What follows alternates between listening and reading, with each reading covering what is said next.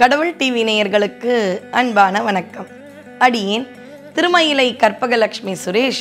ஒவ்வொரு நாளும் உங்களை போன்ற குமார அன்பர்களோடு முருகனுடைய தலங்கள், அதுவும் திருப்புகழ் அமிர்தம் கிடைத்த தலங்களை பார்க்குறோன்னா என்ன ஒரு பேரானந்தமான மானசீகமான பயணம். உண்மையாக சொல்கிறேன், உங்களோட ஒவ்வொரு தலமாக பார்க்கும் பொழுது நானே போகிற மாதிரி உணர்ந்து தாங்க சொல்கிறேன். சில தலங்கள் பார்த்த தலம் அப்போ இன்னும் ஆனந்தமாக இருக்குது. பார்க்காத தலங்களையும் அதை பற்றி சேகரித்து சொல்லும் பொழுது ஒரு பார்த்த உணர்வும், இந்த பிறவியில் ஒரு முறையாவது முருகா உன்னை வந்து பார்த்து விட மாட்டோமா அப்படின்ற ஒரு உணர்வும் வருகின்றது. எல்லாரும் எங்கே இருக்கீங்க? திருவிடைமருதூர் இருங்க. திருவிடைமருதூர்லேருந்து ஒரு 10 நிமிஷம் நம்ம பிரயாணப்பட்டோன்னா திருபுவனம் அப்படின்ற தலத்துக்கு வரலாம். திருபுவனம்னா பட்டுப்புடவை ஞாபகத்துக்கு வரும். காஞ்சிபுரம் எப்படி பட்டுக்கு பெயர் போனதோ அது மாதிரி திருபுவனம் பட்டும் ரொம்ப அழகான பட்டு. அப்படியே அந்த கோயில்களுடைய சன்னதி தெருவில் நிறைய புடவை கடைகள்லாம் இருக்கும். போய் பாருங்க, பிரம்மாண்டமான கோபுரம். அந்த கோபுரத்தினுடைய அகலத்தை பார்க்கும் பொழுதே ஒரு விதமான சிலிர்ப்பு வருங்க.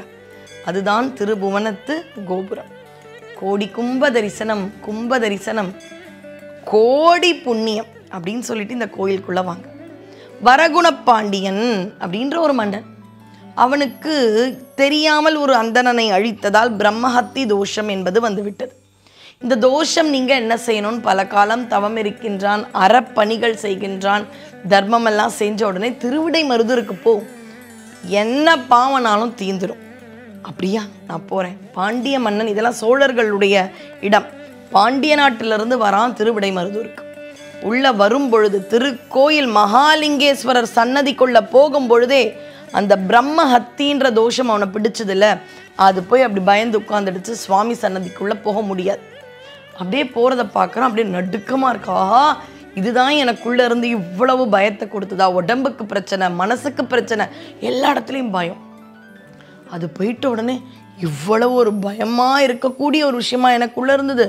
அப்பா போயிடுச்சுன்னு உள்ளே போய் மகாலிங்க சுவாமியை பார்த்தா, சுவாமியை பார்த்ததால இது என்னை விட்டு போயிடுச்சு அப்படிலாம் இருக்கும் பொழுது இப்போ அவனுக்கு ஒரு பயம். திரும்ப அப்படியே வந்தா அவன் மேலே ஏறிடுச்சுன்னா, இன்றைக்கும் போங்க திருவிடைமருதூரில் அந்த பிரம்மஹத்தியினுடைய ஒரு சிலை அங்கே இருக்கும். பயமாக இருக்கும் அதை பார்க்கவே. அப்படி உட்கார்ந்துட்டு இருக்கும் இன்னும் அந்த மன்னனுக்காக. இப்போ அவனுக்கு அதே வழியில் வர பயம். ஏன்னா என்ன, சாமியெல்லாம் பார்த்துட்டியா, உள்ளே தான் வர முடியாது, இனிமேல் எனக்கு பிரச்சனை இல்லைன்னு மறுபடியும் அது குதிச்சுட்டுருச்சுன்னா இப்போ பயந்துருக்கும் பொழுது சுவாமி சொல்கிறார், கவலைப்படாதன்னு இந்த பாதையாக போயிடுது. இந்த வழியாக நுழைஞ்சு பின் வழியாக அந்த மன்னன் வந்துடுறான். இன்னைக்கு வரை அந்த மன்னனை பிடிக்க அது காத்து கொண்டே இருக்கிறது. நமக்கான தோஷங்கள், பிரம்மஹத்தின்னு இல்லை, ஏதோ தோஷங்கள், யாருக்கோ தவறு பண்ணியிருக்கலாம், நாகதோஷம், அறியாமல் செஞ்ச பாவம் தோஷம் எல்லாமே மகாலிங்கர் சன்னதிக்குள்ளே வராதுங்க. அதனால தான் திருவிடைமருதூர் நுழைஞ்சா வேறு வழியாக வெளியில் வரணும். நான் திருப்பியும் வந்தால் எல்லாம் வெயிட் பண்ணிட்டு இருக்கோம், காரில் வந்து ஏறிக்கோன்ற மாதிரி எல்லாம் பார்க்கிங்கில் நிற்கும். வரும்பொழுது எல்லா தோஷமும் வந்துடும். ஆனால் அப்படி போகணும். வரகுணப்பாண்டியன் வேறு திருக்கோயில் கோபுர வாயில் வழியாக வெளியில் வந்துட்டான். இருந்தாலும் அவனுக்கு ஒரு பயம் இருக்கும். ஐயோ, இது எங்கே கண்டுபிடிச்சி வந்து பிடிச்சிக்குமோ அப்படின்ற நடுக்கம், உடம்பு மனசெல்லாம் நடுங்குது. அப்படியே வரும்பொழுது திருபுவனம்ன்ற கோயில் அவனுக்கு கண்ணில்படுது. திருப்பியும் போய் மகாலிங்கரை பார்க்கவும் பயம். ஏன்னா அந்த பிரம்மஹத்தி அவனுக்காக காத்துட்ருக்கு. நேராக உள்ள போய் திருபுவனம் நாதர்கிட்ட போய் அழறான், சுவாமி எனக்கு நடுக்கமாக இருக்குது. சுவாமி சொல்கிறார், அந்த பிரம்மஹத்தி தோஷம் தான் போயிடுச்சு, இன்னும் ஏன் நடுங்கிற? இல்லை, அந்த ட்ராமா அப்படின்ற ஒரு வார்த்தை ஆங்கிலத்தில் இருக்குது. ஒரு விஷயம் நடந்து முடிஞ்சிருக்கும், ஆனால் அந்த பாதிப்புலேருந்து வெளியில் வர கொஞ்சம் காலமாகும். அந்த ட்ராமா அப்படின்றதில் நான் இருக்கேன், அந்த பாதிப்பில் இருக்கேன்னு சொல்லும்பொழுது, சுவாமி இனிமேல் அந்த தோஷம் வராது, உனக்கு எல்லா புண்ணியமும் வந்துவிட்டு என்னுடைய அருள் வந்துடுச்சு, நீ பயப்படாதுன்னு சொல்லி அவனுடைய நடுக்கத்தை தீர்த்த நாயகன். சுவாமி பேரே நடுக்கம் தீர்த்த நாயகர், கம்பஹரேஸ்வரர். இது வடமொழியில். இந்த சுவாமி தான் திருபுவனம். என்ன காரணம்னு தெரியல, இல்லை கிடைக்காம போயிருக்கணும். சம்பந்தர் நாவுக்கரசர் சுந்தரருடைய ஒரு பாட்டு நமக்கு கிடைக்கல. ஆனால் அருணகிரியார் பாடிய ஒரு திருப்புகழ் கிடைச்சிடுச்சு. இங்கே இருக்கக்கூடிய முருகப்பெருமானை போற்றி அவர் பாடும் ஒரு திருப்புகழ் நமக்கு கிடைத்து விட்டது. இங்கே சஷ்டி ரொம்ப நல்லா நடக்கும், பங்குனி உத்திரம் எல்லாமே நல்லா நடக்கும். ஆனால் இங்கே ஒரு அழகான விஷயம் என்னவென்றால், தை கிருத்திகை அன்னைக்கு 108 பேர் காவடி எடுப்பாங்க இந்த திருபுவனம் முருகனுக்காக. அது மட்டுமல்ல, நரசிம்ம அவதாரம் திருமால் எடுத்து ஹிரண்யனை அழித்த பிறகு அவருடைய உக்ரம் அடையலை.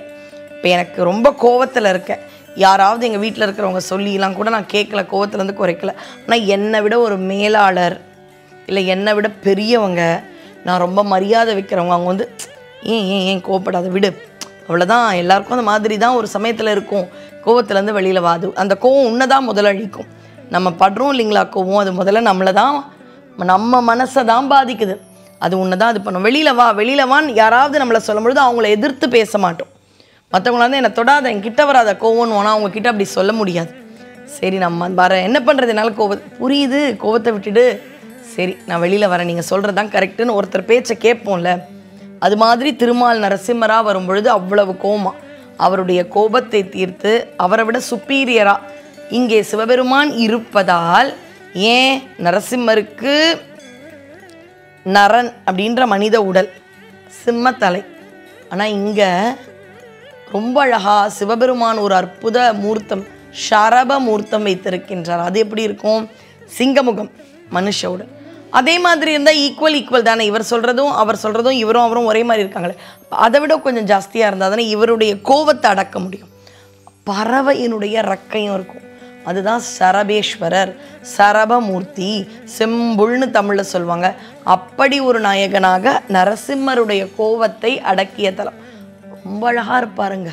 இங்கே திருபுவனத்தில் இருக்கக்கூடிய இந்த சரபேஸ்வரரை பார்க்கணும், முருகனை பார்க்கணும். இப்படி பலவாறு புகழ்களை பெற்று உங்களுக்கும் ஏதாவது நடுக்கம் உண்டா, பயமாக இருக்கா, நடுக்கம், உடல் நடக்கும், மனம் இருக்கக்கூடிய ஒரு சஞ்சலம், அதில் இருக்கக்கூடிய பயம், இதெல்லாம் தீர்த்து வைப்பார் நடுக்கம் தீர்த்த பெருமான். இங்கே வந்து ஒரு திருப்புகழ் பாடுறார் நம்ம அருணகிரிநாதர். அந்த ஒரு திருப்புகழில் ரொம்ப தெளிவாக திருபுவனத்தில் இருக்கும் பெருமானே நாங்கள் பதிவு பண்ணிட்டார்.